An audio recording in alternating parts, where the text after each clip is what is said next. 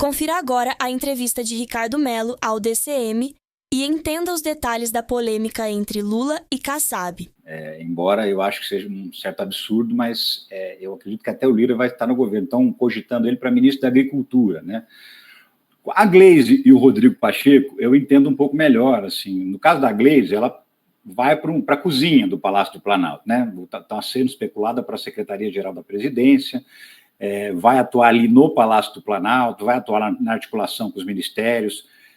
Tem um pouco da função de articulação política, mas nem acredito que vai ser ocupada essa função pela Gleisi. Também por quê? Porque ela também tem muita rejeição por parte da direita, inclusive da direita democrática, não só da extrema-direita, né?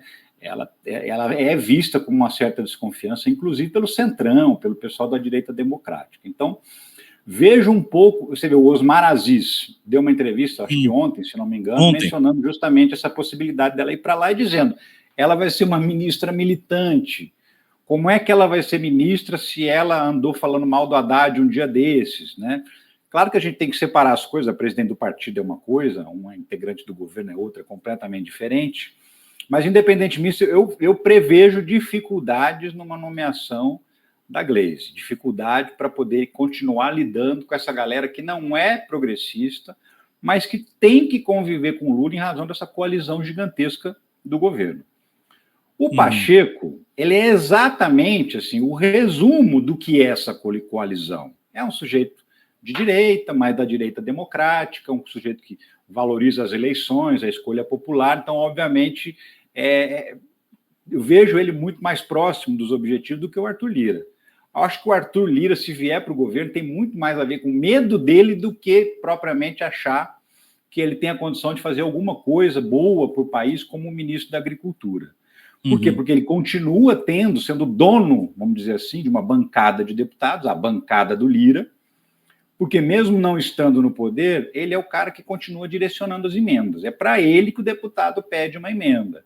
Principalmente aquela emenda que ninguém sabe de onde saiu, aquela emenda que ainda é secreta e que o Dino está batendo forte. Então, assim, sim, eu acho que levar o Lira para o governo, eu acredito que isso vai acontecer. E agora, levar o Lira para o governo é muito mais uma maneira de tentar neutralizar o efeito negativo do Lira, se ele virar só um deputado ali, ficar participando da vida do Congresso, ele estando dentro do governo é uma maneira de amarrá-lo, de comprometê-lo um pouco mais com o governo. Então, eu acho que é muito mais por medo do que por achar que o Fávaro hoje não está fazendo um bom trabalho e que o Lira faria um trabalho melhor. Não acredito que seja esse o caso. Totalmente estratégico, eleitoral, mais do que administrativo, né? Sem dúvida nenhuma, sem dúvida. 4h39, gente, tem muito papo pra gente bater com o Ricardo Mello. Quero pedir que vocês mandem aí superchats, mandem os recados, os membros. Afinal de contas, a nossa audiência pode subir ainda mais e eu conto com a participação de todos vocês. E nessa reforma ministerial que o Lula acena, aí agora tem um elefante na sala, né? A gente falou do Pacheco e ele elogiou o Pacheco, mas Pacheco é PSD. PSD é Kassab. Kassab é um pé no Macanô, um pé no continente. E aí o negócio é o seguinte, ô Ricardo, que situação fica o Kassab? Ontem a gente trouxe uma enquete que era se o povo achava que o presidente deveria romper com o Kassab ou abafar o caso. Ganhou apertadinho, mas ganhou abafar o caso e manter ele perto, que ele é melhor perto do que longe. O discurso do Lula foi nesse lugar hoje. Meio que deu uma cotoveladinha no Kassab, mas tipo assim, cachorro atado não morde, né? Como é que você vê a situação agora do Gilberto Kassab com o governo de Lula?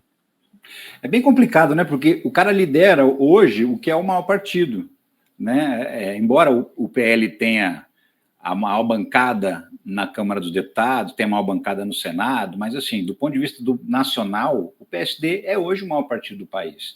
E uma aliança com o PSD para 2026 é fundamental para você ter apoio em prefeituras, para você ter apoio em regiões do Brasil onde o PT ainda enfrenta uma certa resistência. É difícil. Agora, o Kassab, você já deve ter visto meme do cachorro dormindo no asfalto e o urubu senta do lado achando que ele está morto. Sim. E a hora que ele vai dar uma bicada, o cachorro levanta e sai correndo. Né? O Kassab é aquele urubu. Ele olha alguma coisa que parece que está mal e chega junto para tirar uma vantagem. Então, o Lula é o cachorro que está cochilando, ele não está morto, né? Mas o Kassab já chega para dar a bicada nele. Eu vi o Reinaldo Azevedo falando que ele fala como chefe da oposição. Não acho que chega tanto, né? Não Mas sei o se é Kassab, ele tem uma visão assim muito clara dos movimentos políticos que acontecem no Brasil. Ele enxerga muito bem o movimento da onda para lá ou para cá, né? Então, e ele está enxergando também, óbvio, não é bobo, não é burro, ele está enxergando um outro movimento, que é o movimento da ultradireita, que já está tentando viabilizar mais um pedido de impeachment do Lula. E ele sabe que se o presidente estiver enfraquecido, isso pode andar. Né? Não é o caso nesse momento, não é, nem de longe. Por mais que a gente tenha visto aí pesquisas falando da popularidade que está em queda e andou caindo, mas assim, ainda assim é uma popularidade que sustenta um presidente no cargo com muita folga. Mas ele já está enxergando lá na frente, tem reforma ministerial, ele quer espaço, eles não estão contentes com o Ministério da Pesca, eles acham que é um ministério muito pequeno, eles queriam uma coisa maior, com mais verba.